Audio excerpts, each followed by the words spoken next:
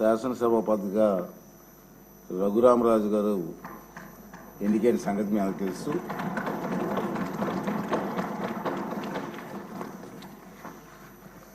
రఘురామకృష్ణరాజు గారు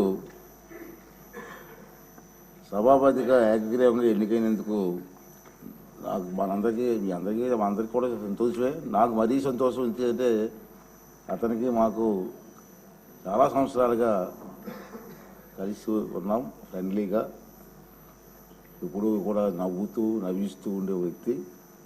అటువంటి వ్యక్తి ఇక్కడ డిప్యూటీ స్పీకర్గా రావడం మనందరికీ ఉల్లాసంగా ఉంటుంది. ఇంకా అతను సీట్లో ఉంటే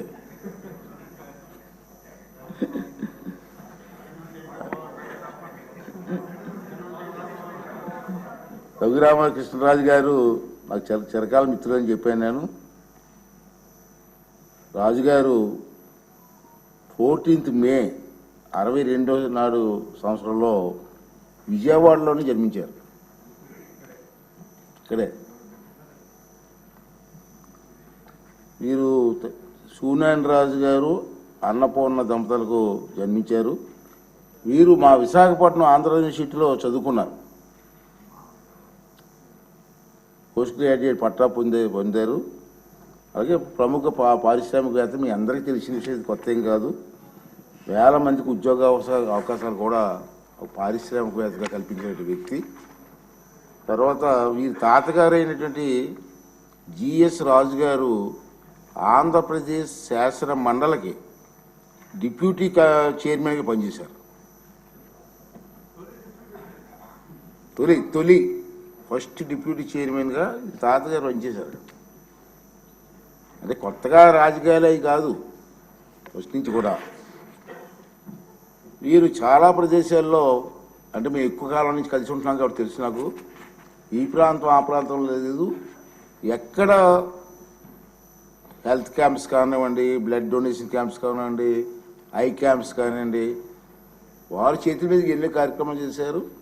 ఎవరైనా కార్యక్రమాలు చేస్తున్నప్పుడు కూడా వారికి సంబంధం లేకపోయినా అతను ఇన్వాల్వ్ అయ్యి ఆ కార్యక్రమాలు విజయవంతం చేయడం కోసం కూడా ప్రయత్నం చేసే సందర్భాలు నాకు తెలుసు. నేను ఎందుకు చెప్తానంటే అటువంటి స్వభావం కలిగిన వ్యక్తులని. తర్వాత రాజకీయాలు కూడా కొత్త ఏం కాదు. 2019 సంవత్సరంలో నరసాపురం లోక్సభ నియోజకవర్గం నుంచి మొదటిసారిగా లోక్సభ సభ్యులుగా ఎన్నికయ్యారు. ఆ విషయం కూడా మీ అందరికీ తెలిసిందే. అతన్ని ప్రత్యేకంగా పరిచయం చేయవలసిన లేదు. గత 5 సంవత్సరాలు టీవీలో చూస్తూ ఉన్నాం కదా మనం.